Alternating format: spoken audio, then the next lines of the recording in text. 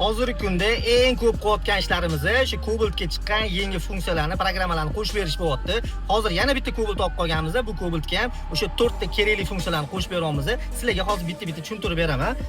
Oldinlari bagaj ochish uchun отдельный knopka qo'yilardi, simla tortib, kesib, xullas ulanardi. Hozir shu narsani bitta programma orqali biz mana shu knopkani bosib tursanglar, xohlasanglar tezroq ochiladi, xohlasanglar ko'proq bosib turganda ochilgan qilib, ligirovkali qilib biz programma qilib to'g'irlab beryapmiz. Kalit ozda bo'lsa ham, zavat bo'lib turgan bo'lsa ham farqi yo'q. Shu knopkani bosib tursanglar, bagaj ochilgan bo'ladi. Mana bagaj ochildi.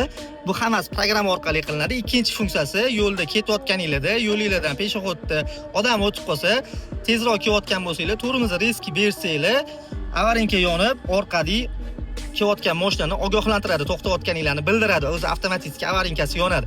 Uchinchisi, yurganingizda orqaga zadniga yurayotganda avarinka yonib, mashinani orqaga yurayotganini bildirib turadi. To'rtinchisi, magnitofonga funksiyalar qo'shib beramiz. Mana shu ekranda ko'rgan hamma funksiyalarni qo'shib bera olamiz. O'zida shtatniy magnitofon bo'lsa ham, bo'lmasa ham bizga farqi yo'q. Mana shu programma orqali mana shu funksiyalarni qo'shib beramiz. Bu yerda kerakli narsalardan mashinani quplaganda tovush chiqarib, papillab quplanadigan funksiyalari bor, diski rejimlari bor. Xullas hammasini programma orqali yoqib beramiz. Kimning mashinasiga shu funksiyalarni yoqish kerak bo'lsa, pastdagi nomerlarga aloqaga chiqsanglar, ishinglarni cho'tga qilib bitkazib beramiz.